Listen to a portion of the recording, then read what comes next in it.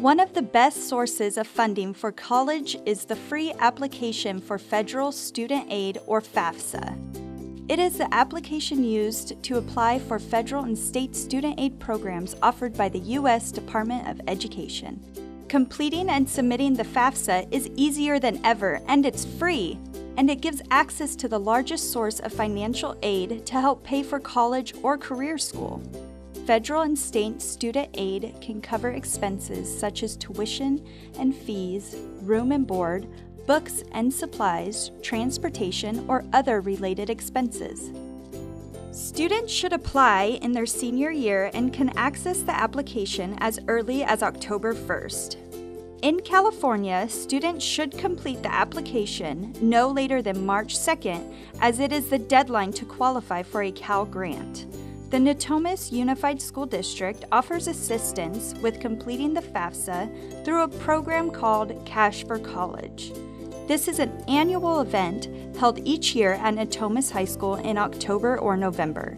Check with Natomas or Inderkum High School for exact dates. For the fastest and easiest way to apply, visit the official website at fafsa.gov. It's available in English and Spanish. Completing the online form has several advantages. The website uses skip logic that skips questions that don't apply to your situation. The schools listed on the FAFSA will receive processed information quickly, and the website allows you to check your status immediately as well as get online help. It takes most people about 30 minutes to complete.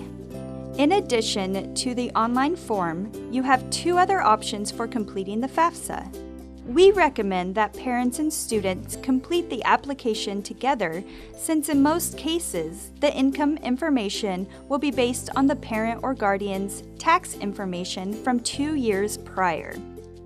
Before beginning the FAFSA, students and parents will each need an FSA ID.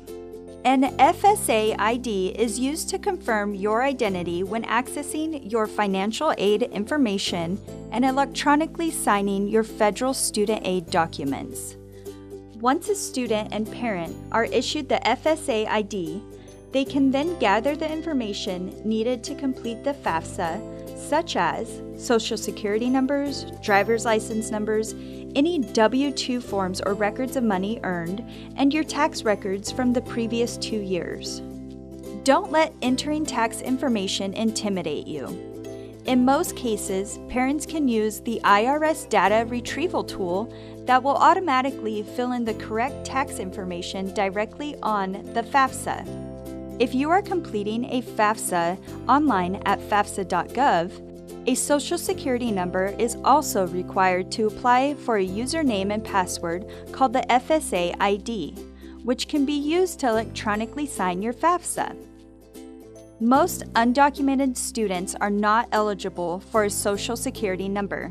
In these circumstances, students can complete the California DREAM Act application to apply for other forms of financial aid. The California DREAM Act application is available at caldreamact.org. For more information on this topic and to determine which form to complete, please visit the address on the screen. The amount of financial aid received is based on the income of the person or persons who currently provide financial support for the student. In most cases, it is the parent or legal guardian. This person will provide income and asset information, family size, and number of children in college on the FAFSA, which will be used to determine an expected family contribution amount, or EFC. The EFC remains the same no matter what school the student attends or the cost of that attendance. For example, if a school costs $20,000, and a student's EFC is $2,000, the student will be offered a financial aid package to cover the remaining cost of $18,000.